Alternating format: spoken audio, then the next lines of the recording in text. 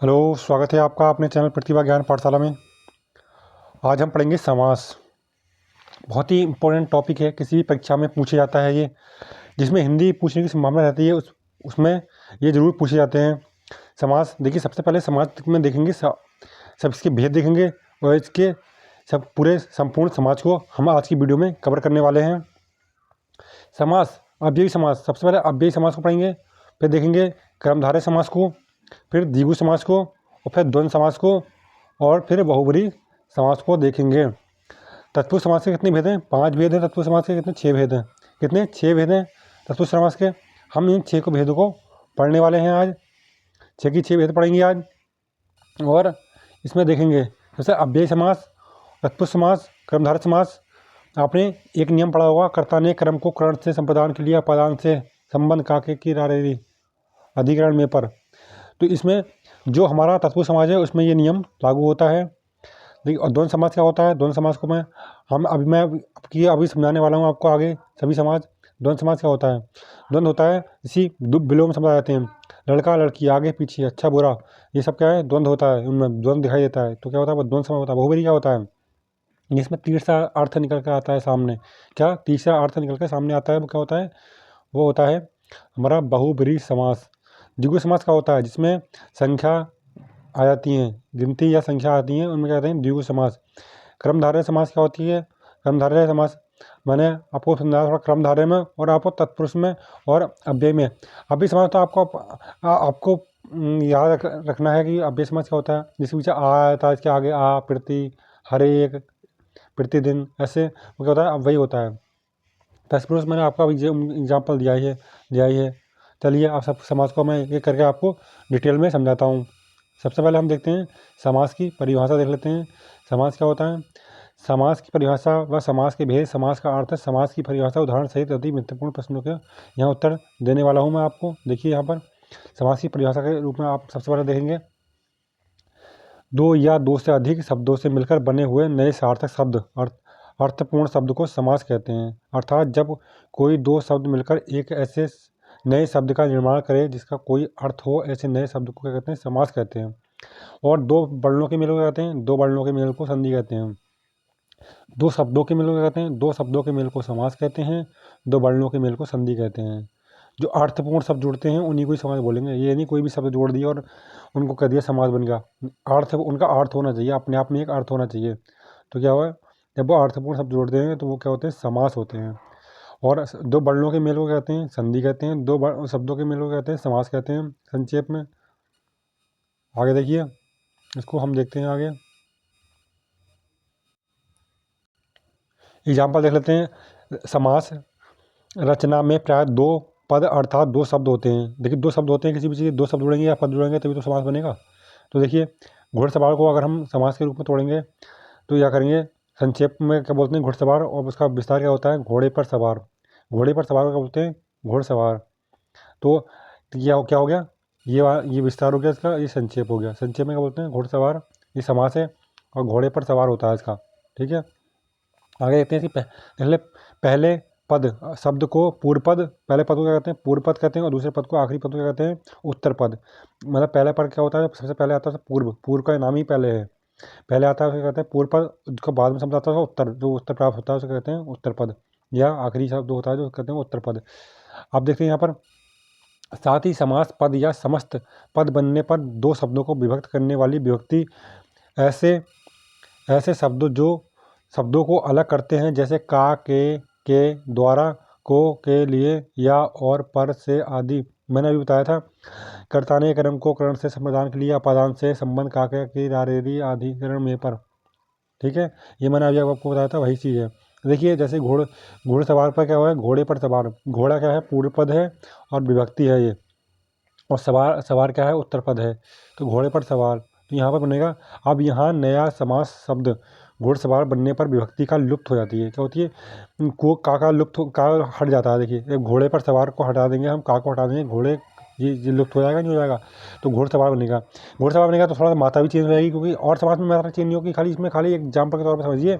और शब्दों में मात्राएँ चेंज नहीं होती। यहाँ पर देखिए, ओ की मात्रा लगी है तो ओ की मात्रा लग जाएगी, बाकी वही चीज़ रहनी है। और ड़ा पे जो मात्रा लगी है एक ही मात्रा वो हट जाएगी और घोड़सवार हो जाएगा। क्या होगा? घोड़सवार। क्योंकि हम किसी की भी चीज़ को बोलते हैं तो घोड़े पर सवार तो बोलते नहीं, कहते हैं घुड़सवार आ रहा है, या फिर अगर विस्तार में कहेंगे तो घोड़े पर सवार आ रहा है या घोड़े सवार है वो। आगे देखते हैं, इसमें समास के भेद देखेंगे। अब महत्वपूर्ण है समास के भेद। समास कितने प्रकार के होते हैं? 6 प्रकार के होते हैं। समास के मुख्य 6 भेद होते हैं। कौन कौन से होते हैं? हम पढ़ने वाले हैं 6 के 6 भेद आज इस वीडियो में। अब भाई समास सबसे पहले देखेंगे, फिर तत्पुरुष देखेंगे, फिर क्रमधारय समास देखेंगे, फिर हम देखेंगे द्विगु समास, द्वंद्व समास, बहुव्रीहि समास। ये 6 भेद आपको याद रखना है।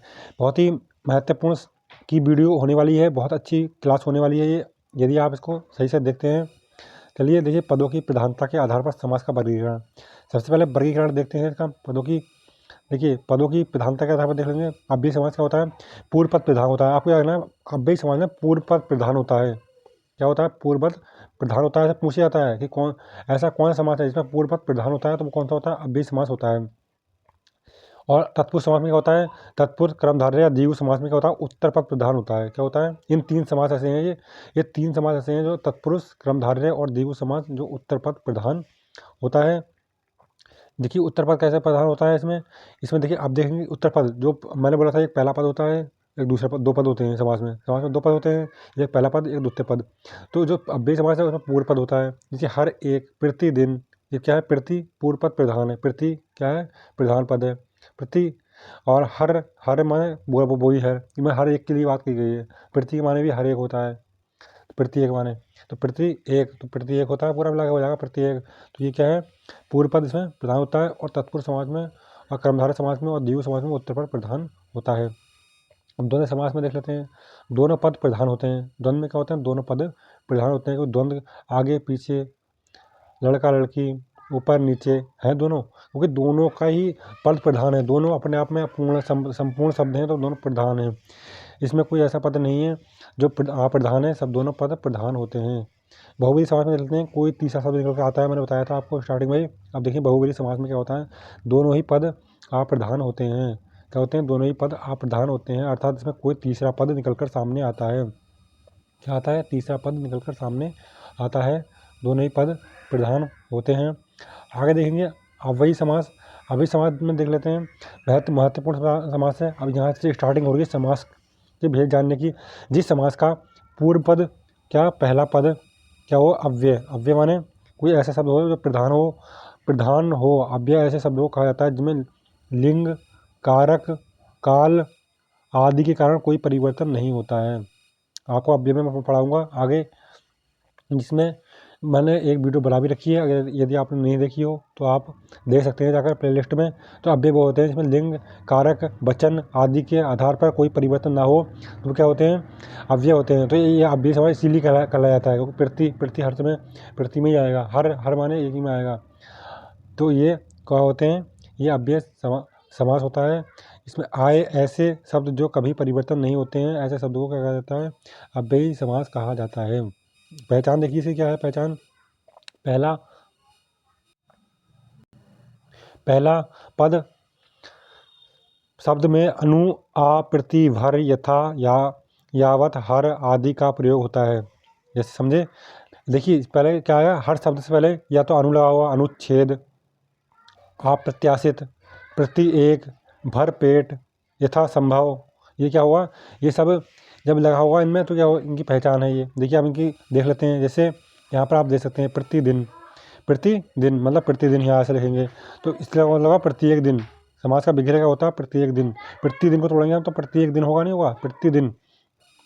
अब देखेंगे आजन्म, मतलब जन्म से लेकर, आजन्म होता है जन्म से लेकर, जब इसको विग्रह करेंगे तो जन्म से लेकर हो गया। तो ये आप समझिए, चीज़ों को समझिए, बहुत ही बढ़िया तरीके से आप इनको समझ सकते हैं। अब देखेंगे तत्पुरुष समास। तत्पुरुष समास बहुत ही महत्वपूर्ण समास है। अधिकतर क्वेश्चन बनते हैं वो तत्पुरुष समास से ही बनते हैं हमारे। तत्पुरुष समास यदि आप समझ गए तो आप आधे समास को समझ गए। क्योंकि आधे समास 100% समास में 50% समास तत्पुरुष समास का रोल है।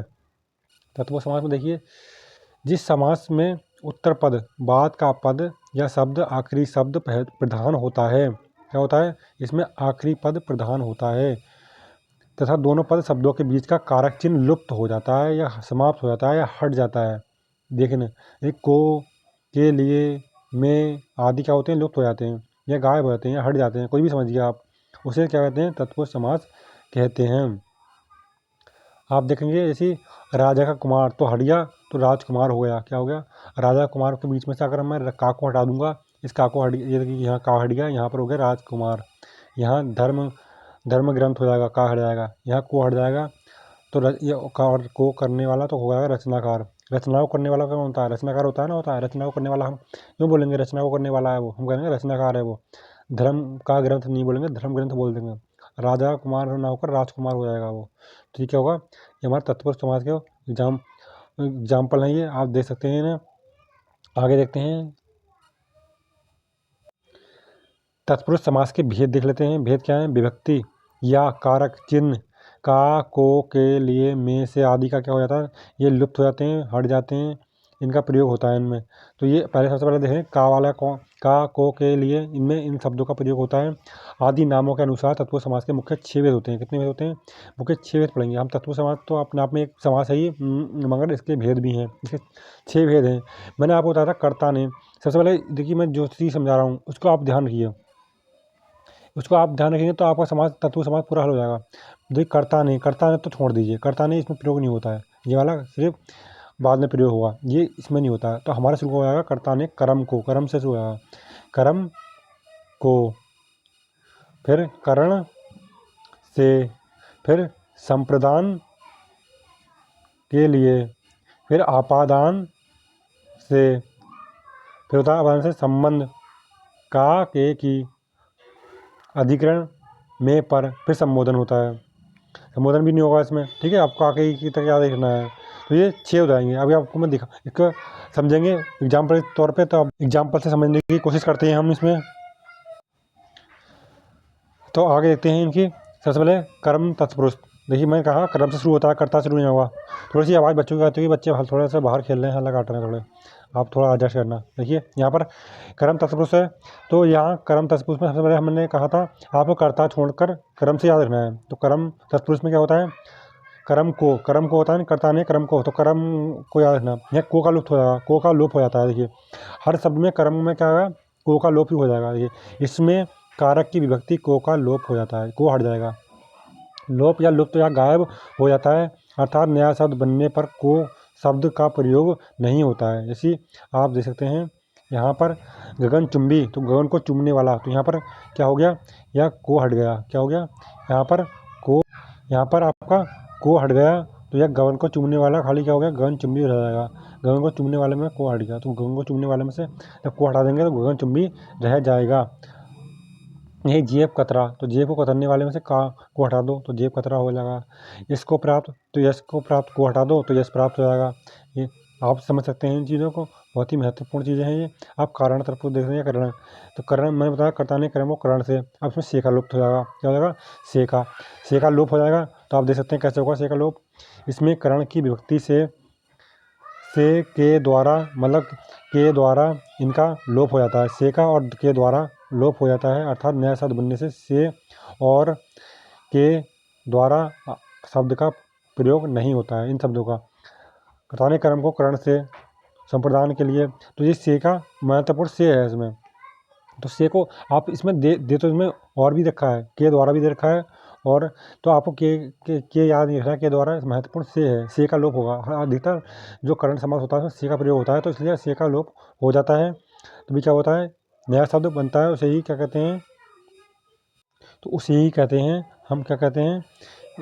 कौन समाज कहते हैं इसमें? करण समाज कहते हैं। तो क्या करण का भेद कहते हैं, समाज तथा पुरुष का भेद कहते हैं करण का।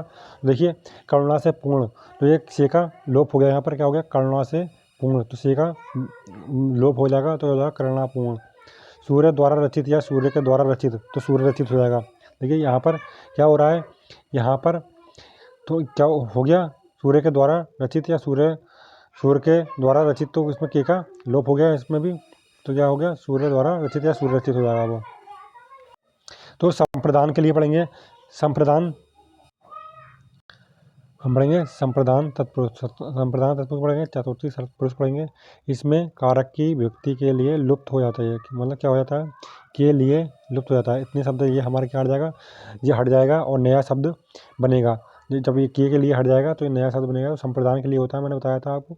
तो के लिए हट जाएगा और नया शब्द बन जाएगा, अर्थात नए शब्द बनने पर के का शब्द हट के प्रयोग और नया शब्द बनेगा। के लिए हट जाएगा और नया शब्द बन जाएगा। देखिए, अगर मैं कह दूँ कि प्रयोग के लिए शाला, तो ये क्या होता है? प्रयोगशाला होता है। क्या होता है? प्रयोगशाला। तो के लिए हटा दो तो प्रयोगशाला हो जाएगा। ऐसे डाक के लिए गाड़ी, तो डाक गाड़ी होता है, इसमें के लिए हट जाएगा, के लिए हट जाएगा। और इसमें आगे देखिए, स्नान के लिए घर, तो इसमें भी क्या होगा? के लिए हट जाएगा तो स्नान घर हो जाएगा। इतना लंबा क्यों बोले हम? डाक गाड़ी, प्रयोगशाला, ये बोलते ही नहीं बोलते हैं। तो ये वही चीज़ है, आपको थोड़ा सा समझना है इसको। आगे देखते हैं हम। अभी हम देखेंगे अपादान तत्पुरुष। तो देखिए, अब हमारे चौथा भेद है जी तत्पुरुष समास का। तो अपादान क्या है? पंचमी। इसमें भी से होता है। देखिए, इसमें करण में भी से होता है और इसमें भी से होता है। आपको थोड़ा ध्यान रखना है कि उस अंतर क्या है। अपादान में क्या होता है? किसी चीज़ का अलग होने का भाव या अलगाव का भाव प्रकट होता है। अपादान में क्या होता है? अलग होने का भाव प्रकट होता है, उसे ही अपादान कहते हैं। और से क्या होता है? से किसी चीज़ से काम होने का भाव प्रकट होता है। जैसे लकड़ी से पेड़ काटना, तो ये क्या हो गया? लकड़ी से पेड़। या और भी बोल सकते हैं। से कब होगा? से होगा जब हिमालय से गंगा निकलती है, तो ये क्या होता है? हिमालय से गंगा अलग हो गई। तो जब कोई कार्य होता है, जैसे राम ने रावण को बाण से मारा, तो किससे मारा? कोई क्रिया हो रही है, तो क्या हो रही है वो वहाँ पर क्या है? वहाँ पर हमारा करण हो जाएगा। क्या है? कारण क्या है? किससे मारा? उससे बाण से मारा। तो क्या है? उससे अगर कोई क्रिया होती है, कोई क्रिया होने की भाव प्रकट होता है, तो वहाँ करण होता है।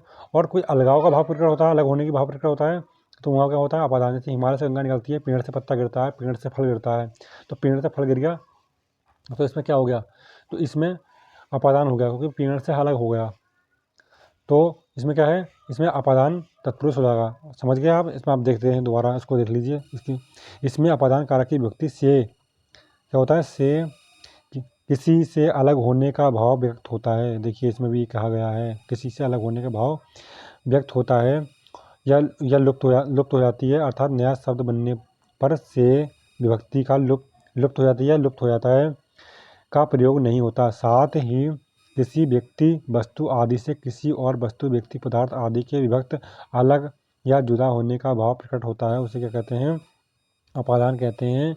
बहुत ही महत्वपूर्ण है ये, आप समझ सकते हैं जिसको। जैसे धन से हीन, वो धन से अलग हो गया, धन का है ही नहीं उसके पास, तो धनहीन हो गया वो।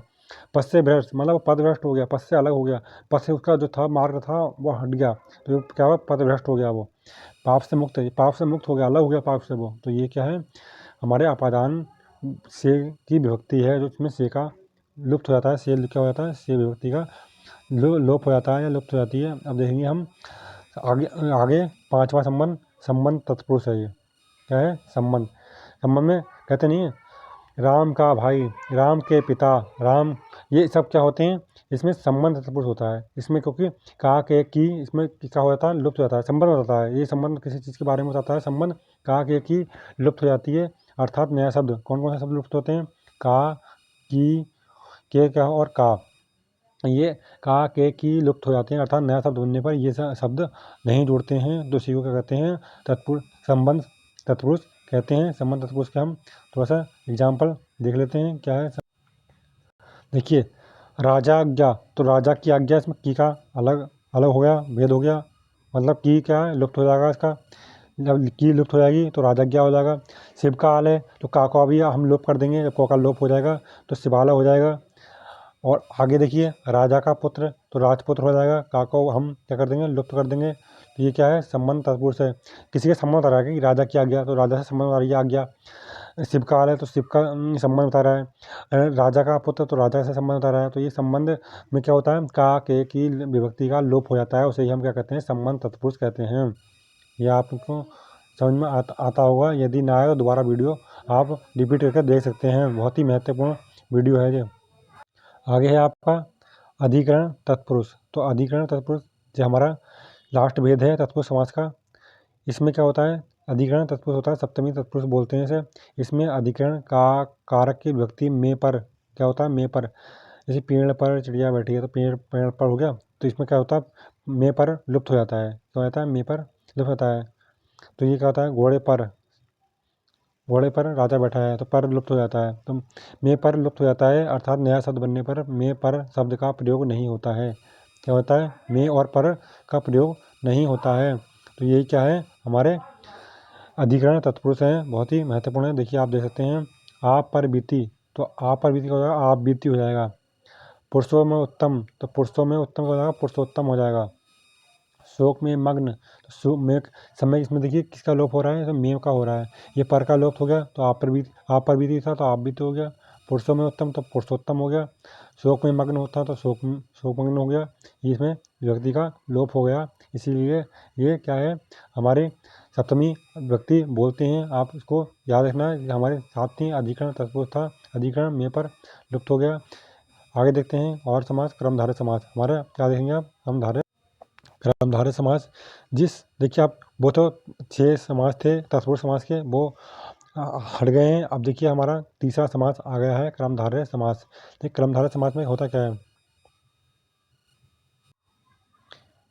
देखिए समस्त पद का उत्तर पद प्रधान हो तथा पूर्व पद व उत्तर पद में उपमान, उपमेय अथवा विशेषण विशेष से संबंध हो। देखिए इसमें देखना, जिस समस्त पद का उत्तर पद प्रधान होता है, कौन होता है? उत्तर पद प्रधान होता है, और पूर्व पद व उत्तर पद में उपमान और उपमेय अथवा विशेषण और विशेष से संबंध हो, उसे कहते हैं, पूछा जाता है ऐसा, तो कहते हैं कर्मधारय समास होता है। क्या होता है? जो पहले उपमान या उपमेय विशेषण या विशेष से हो, तो उसे क्या कहते हैं? कर्मधारय समास कहते हैं। आप देख सकते हैं, पहचान इसकी कैसे करेंगे? पहचान इसकी बहुत महत्वपूर्ण है। पहचान, विग्रह करने पर दोनों पद के मध्य में है जो के समान आदि आते हैं। क्या आते हैं? है जो के समान, है जो के समान आते हैं। इसको आपको याद रखना है जो के समान या क्या होते हैं? आते हैं, उसी को कहते हैं हम कर्मधारय समास कहते हैं। आपको बहुवरी और इसमें कर्मधारय में पहचान रखनी है, अंतर है। देखिए बहुवरी में तीसरा शब्द निकल कर आता है, मगर इसमें तीसरा शब्द ना निकल कर वही शब्द आता है, मगर इसके बीच में है जो लग जाता है। इसी देखते हैं चरण कमल, तो चरण कमल के क्या है? कमल के समान चरण, तो ये क्या है? के समान आ गया, इसको हटा देंगे तो कमल चरण हो जाएगा। कमल के समान चरण हो गए। ऐसे महादेव, महान है जो देव, क्या है? महान है जो देव, ये क्या है? इसका विभक्ति का लोप हो जाता है, तो ये हो जाएगा महादेव हो जाएगा। चंद्रमुख, चंद्र के समान मुख, तो अगर हम इसे हटा देंगे तो चंद्रमुख हो जाएगा। ये क्या है? कर्मधारय समास का उदाहरण थे। अब देखेंगे द्विगु समास। द्विगु समास क्या होता है? देखिए द्विगु समास, जिस समास समस्त पद का पूर्व पद संख्यावाचक विशेषण हो, वह द्विगु समास कहलाता है। इसमें समूह या समाहार का ज्ञान होता है, अर्थात जिस शब्द का प्रथम पद पहला शब्द गिनती, गणना अथवा व्यक्ति, वस्तु, पदार्थ आदि का बोध कराता है, तो क्या होता है वो? वो होता है हमारा विशेषण। एक मिनट। तो देखिए, जिस शब्द का प्रथम पद पहला शब्द गिनती, गणना अथवा व्यक्ति, वस्तु, पदार्थ या अन्य किसी संख्या या समूह का बोध करवाता है, तो ऐसे शब्द को क्या कहते हैं? द्विगु समास कहा जाता है। जिसमें गिनती या मैंने बताया था आपको, जिसमें किसका जो गणनावाचक होते हैं वो द्विगु समास होते हैं। सीधे शब्दों में कहा जाए तो जिस समास में या जिस शब्द में क्या होता है, इसमें गिनती आती है, जैसे 1 2 3 7 5, जैसे कहते नहीं है। आप एग्जाम्पल समझ सकते हैं इसमें द्विगु समास के, हम अभी एग्जाम्पल समझाने वाला हूँ आगे। तो ये क्या है? सब क्या होते हैं? ये द्विगु समास होता है। देखिए त्रिलोक, इसमें 3 आ गया, तो त्रिलोक, तो 3 लोगों का समाहार, तो त्रिलोक हो गया। दोपहर का 2 आ गया, देखिए इसमें दोपहर का समूह, तो क्या हो गया? ये क्या हो गया? दोपहर हो गया, दोपहर। और क्योंकि 2 पहर मिलते हैं तो उसे बोलते हैं दोपहर। और सप्त सिंधु, 7 सिंधुओं का समूह क्या होता है? 7 सिंधुओं का समूह क्या होता है? सप्त सिंधु होता है। यह किसके एग्जाम्पल थे? ये हमारे द्विगु समास के उदाहरण थे या एग्जाम्पल थे, आप देख सकते हैं। अब द्वंद्व समास देखेंगे। देखिए द्वंद्व मैंने आपको स्टार्टिंग में भी समझाया, अभी देखिए यहाँ पर बहुत महत्वपूर्ण समास है द्वंद्व। जिस समस्त पद पूर्ण शब्द के दोनों पद प्रधान, प्रथम पद या आगे के देखते हैं हम प्रधान पद अथवा उत्तर पद क्या होते हैं? प्रधान हो, उसे क्या कहते हैं? द्वंद्व समास कहते हैं। दोनों समास क्या होते हैं? प्रधान होते हैं।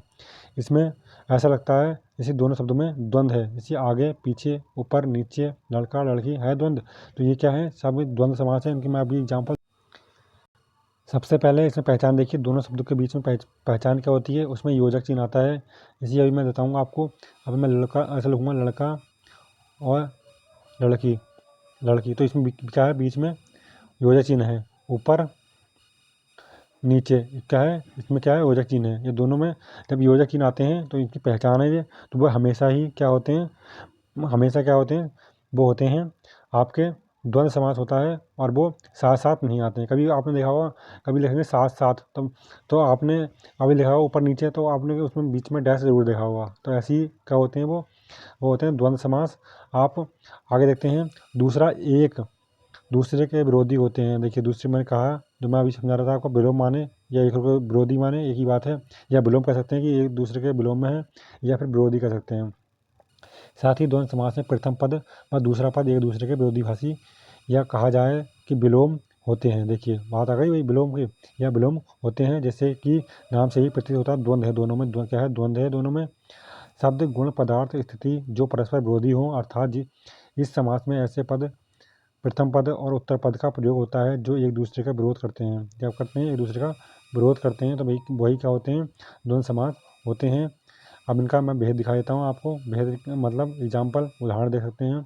ठंडा गर्म है दोनों में, विलोम शब्द है दोनों। ठंडा अलग होता है, गर्म अलग होता है। देवासुर, तो जब इनमें से ये हट जाएगा तो ये क्या हो जाएंगे, ठंडा गर्म साथ में आ जाते हैं, यो चिन्ह है। देवासुर, देव और असुर, देखिए एक देव होते हैं, एक असुर होते हैं। देव माने देवता होते हैं, असुर माने जो वो होते हैं राक्षस, वो असुर होते हैं। देव असुर। पाप पुण्य, पाप माने अच्छा काम, बुरा पुण्य, पाप माने बेकार काम, पुण्य माने अच्छा काम।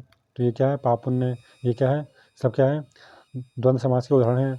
नदी नाले, नदी बड़े होते हैं, नाले छोटे होते हैं। नदी में अच्छे निर्मल होते हैं, नाले बेकार होते हैं इसमें, तो इसलिए उसमें गंदगी बहती है नालों में। और नदी स्वच्छ और निर्मल होती है। तो ये क्या है, हमारे द्वंद्व समास के एग्जाम्पल हैं। आगे देखते हैं और पढ़ेंगे इन्हें। हमारा लास्ट समास रह गया है, उसके बारे में पढ़ेंगे हम, जो हमारा लास्ट समास है। अब देखते हैं बहुब्रीहि समास। देखिए, बहुब्रीहि समास क्या होता है, जिस समास पद पूर्ण शब्द में कोई पद प्रधान नहीं होता। क्या, कोई पद भी प्रधान नहीं होता है, एक तीसरा अर्थ निकल कर आता है सामने, तीसरा अर्थ निकलता है, उसी को ही कहते हैं बहुब्रीहि समास। जैसे मैंने कहा ब्रह्म की चार मुख वाले, तो क्या है, अर्थात ब्रह्मा जी होते हैं चार मुख वाले। कौन होते हैं, ब्रह्मा जी। आगे देखते हैं, चक्र को धारण करने वाला, चक्र को धारण करने वाले कौन होता है, अर्थात विष्णु जी होते हैं चक्र को धारण करने वाले। ठीक है। चंद्रमुख या जटाधारी, तो कौन होते हैं, जटाधारी शिव जी होते हैं। तो ये क्या है, तीसरा अर्थ निकल का आता है। अब देखिए, हम इसको एग्जाम्पल के तौर पर और समझेंगे आगे। जिस समस्त पद पूर्ण शब्द में कोई प्रधान पद नहीं होता है, दोनों मिलकर किसी तीसरे पद की ओर संकेत करते हैं, उसमें बहुब्रीहि समास होता है या समास कहते हैं। अर्थात ऐसे भी कहा जा सकता है कि जब कोई दो शब्द मिलकर ऐसे शब्द का निर्माण करते हैं जो कि उन शब्दों के बारे में ना बताकर जिनसे कि नए शब्द का निर्माण हुआ है, किसी और ही व्यक्ति या वस्तु विशेष की विशेषता को बतलाते हैं या दर्शाते हैं, उसे बहुब्रीहि समास कहते हैं। बहुत ही महत्वपूर्ण है ये समास। देखिए, इसमें इसके एग्जांपल देख लीजिए, मैंने अभी कहा था, मैं एग्जांपल के साथ में आपको बताने वाला हूँ एग्जांपल। देखिए, नीलकंठ, तो नीलकंठ माने कौन होता है, शिव जी होते हैं। नीला है, देखिए नीला है कंठ जिसका, अर्थात शिव जी होते हैं। अगर ऐसा कोई मिल रहा है दिखाई दे तो आपको तुरंत समझ जाना है कि ये बहुब्रीहि समास है। नीला है कंठ जिसका, अर्थात शिव होते हैं। लंबा है उदर जिसका, अर्थात गण होते हैं। उनका सूंड होती है, लंबे होते हैं, उनको उदर होता है, तो क्या है, लंबा है उदर जिसका, अर्थात गणेश। तो कौन है, गणेश जी होते हैं वो। चौलड़ी, तो चौलड़ी में क्या होता है, चार हैं लड़ी जिसमें माला। ठीक है, तो चौलड़ी में क्या होता है, इसमें आपको चौलड़ी का मतलब वहाँ मतलब वहाँ पर भी होता है। ये चौलड़ी का मतलब क्या होता है आपका, चौलड़ी में आपका द्विगु समास भी होता है। तो वो चार आ गया यहाँ पर, चार हैं लड़ियाँ जिसमें माला, मगर माला इसका तीसरा अर्थ भी है, तो ये माला भी हो गई। अगर इसमें बहुब्रीहि समास दिया होगा तो आप बहुब्रीहि मार देना, और एक ही देगा वो, या आपको देगा द्विगु समास या देगा फिर बहुब्रीहि समास ऑप्शन में। तो जो भी ऑप्शन हो उसमें मार देना, क्योंकि चार हैं तो यहाँ पर आप उसमें द्विगु भी मार सकते हैं आंसर में। ठीक है। दशानंद, दशमान माना होता है रावण। दस है आनंद जिसके, अर्थात मुख, तो क्या है ये, दशानंद होता है ये। आगे देखते हैं इसके और भी जो एग्जाम्पल हैं। नीलकंठ, नीला है कंठ जिसका, अर्थात शिव। यहाँ पर दोनों पदों ने मिलकर एक तीसरे पद शिव का संकेत किया, इसलिए यह बहुब्रीहि समास है। दशानन, दस हैं आनंद जिसके अर्थात 10 हैं जिसके अर्थात रावण। देखिए, अब देखिए थोड़ा सा यहाँ देख लेते हैं यहाँ पर कि इनमें अंतर क्या है। कई बार ऐसा होता है कि परीक्षा में ऐसे प्रश्न में दिए जाते हैं जो समास दर्शाते हैं। जैसे नीलकंठ, नीलकंठ माने क्या होता है, नीला है कंठ, नीला है जो कंठ है, तो ये कर्मधारय समास है। देखिए यहाँ पर पता लग रहा है, अगर ऐसे लिखा हुआ नीला है जो आ जाता है जो, तो वो क्या होगा, कर्मधारय समास होगा। लेकिन नीलकंठ में अगर कैसे होगा, नीला है कंठ जिसका, इसमें जिसका आ जाएगा ऐसे करके, इसमें नीला है कंठ। देखिए यहाँ पर कंठ पहले है जो, इनके है जो बीच में है, अगर नीला है कंठ ये साथ में है देखिए, और जिसका बाद में है, तो यहाँ पर आपको समझना है, तो वो बहुवचन समास होगा। क्या होगा, बहुवचन समास होगा। देखिए दोनों में अंतर समझने का चीज़ है। दशानन, यहाँ 10 आननों का समूह, तो द्विगु समास हो गया, मैंने बोला था, जिसमें संख्यावाचक भी है। और दशानन में क्या है, 10 हैं आनंद जिसके अर्थात रावण। ये देखिए इन दोनों में अंतर समझिए आप। अब ऐसी स्थिति में ध्यान दें कि अगर समास विग्रह दिया गया है तो ज्ञात करें कि वह किस समास के नियमों का सर्वाधिक पालन कर रहा है। जिस समास के नियमों का सर्वाधिक पालन किया गया होगा वह समास ही होगा। कौन सा होगा, वही समास होगा वो। परंतु अगर सिर्फ शब्द दिया हो और पूछा जाए कि इस शब्द में कौन सा समास है, साथ ही विकल्प में दोनों ही समास हो, तो उस शब्द में हो संकेत, तो जो संकेत मिलता है, शब्द में हो संकेत मिलता है, उसी को हम क्या कहते हैं, संकेत का आधार पर हम देखते हैं। जैसे दशानन, दशानन में कौन सा समास है, तो आप देख सकते हैं दशानन में द्विगु समास हो गया या बहुब्री हो गया, तो इसमें बहुब्री आपको मार देना है। क्या मार देना है, बहुब्री। दशानन में कौन सा समास है, तो बहुब्री आप सही कर सकते हैं, इसको क्या कर सकते हैं, बहुब्री समास को आप। देखिए यहाँ पर दशानन में द्विगु और बहुब्री समास दोनों हैं, पर ऐसी स्थिति में आपका उत्तर बहुब्री समास होना चाहिए, क्योंकि बहुब्री समास को ही सभी समासों में सबसेट माना गया है, और इसलिए ऐसी स्थिति में उत्तर हमेशा ही बहुब्री समास होगा। देखिए दोनों में अंतर आप देख सकते हैं। ये आज के हमारे महत्वपूर्ण प्रश्न थे। यदि आपको इस वीडियो अच्छी लगी हो तो वीडियो को लाइक करें, शेयर करें और चैनल को सब्सक्राइब करना ना भूलें। जय हिंद।